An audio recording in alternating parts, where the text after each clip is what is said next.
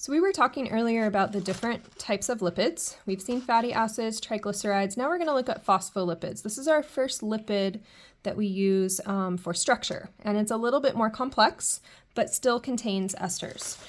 So if we want to look a little bit closer at phospholipids, we can think about their kind of cartoon structure looking a bit like this, and you might want to sketch this up here. And you can see how this is similar and yet different to our triglycerides that we saw earlier.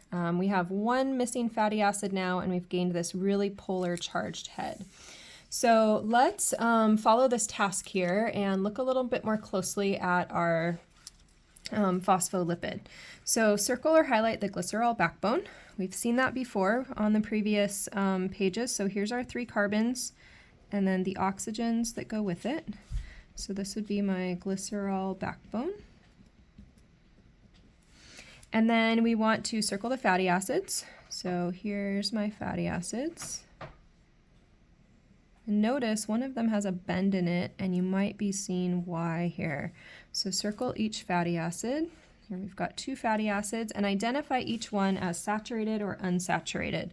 So notice this is all carbon-carbon single bonds, and then here I have that one double bond in the middle. And this is a typical structure for a phospholipid, especially in a cell membrane.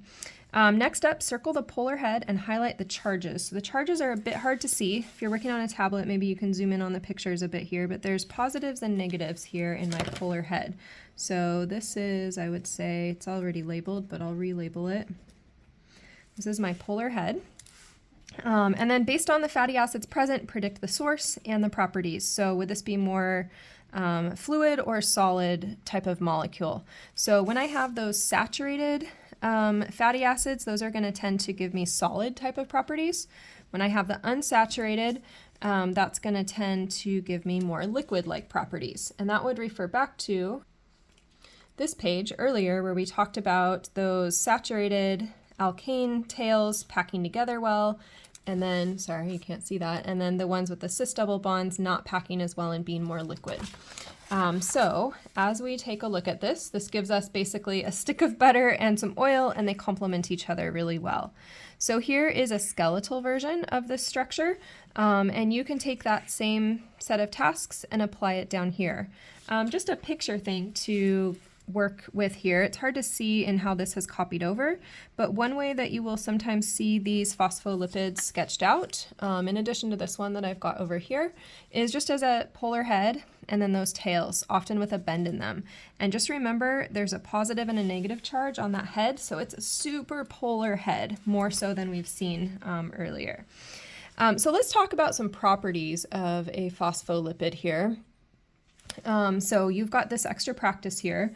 Properties of these phospholipids, like the soaps, they are going to be amphipathic with their nonpolar tails that are going to be very attracted to each other, and they're polar heads, but they're not just polar heads, they are charged heads.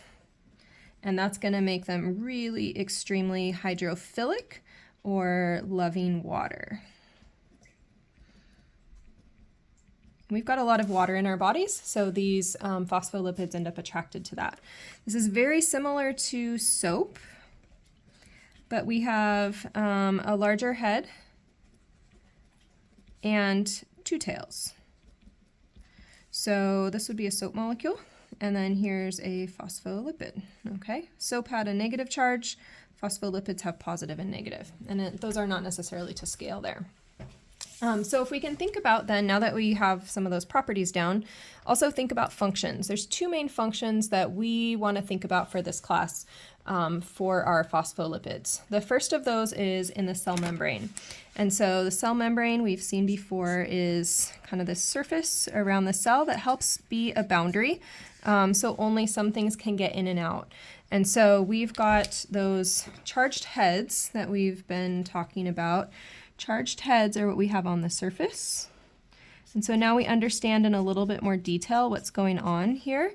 And then we'd have those nonpolar tails on the inside. So previously we just said, yeah, we have a cell membrane, but now we understand that the outside of it is polar and then the inside of it is nonpolar. That's that polar heads on the outside and then the nonpolar tails on the inside. And these cell membranes are really good for separating, say, two aqueous solutions. So your intracellular fluids inside and your extracellular fluids, we want to control what can move around and give some structure. So that's what a cell membrane is very good for. Another use of these phospholipids is to build lipoproteins. You'll notice, again, kind of a similar circle here. And in this case, we've got all these polar heads on the outside. And then we've got the nonpolar tails on the inside. So again, polar outside, nonpolar inside. These lipoproteins are really good for carrying nonpolar substances. So carrying nonpolar substances in aqueous solutions. So say you've got something like cholesterol, which we'll see on the next page, that needs to be moved around. Cholesterol is very nonpolar. And so what you can do is you can tuck cholesterol inside of a lipoprotein. And you've maybe heard of these high-density lipoprotein and low-density lipoprotein when you measure cholesterol numbers. And so those end up going into a similar shape to what we would see with our soap. Sliding this, sorry. So remember with soap molecules, we had the micelles.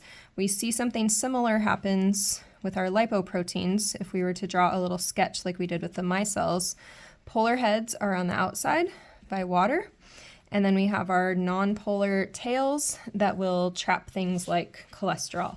So very similar conceptually to a micelle, just larger and used by the body. All right, and we would, like we saw with the micelle, we would have our water molecules here having some ion dipole attractions to those lipoproteins and helping them move throughout the body. So that is a glimpse of phospholipids. And lastly, we will look at vitamins and steroids.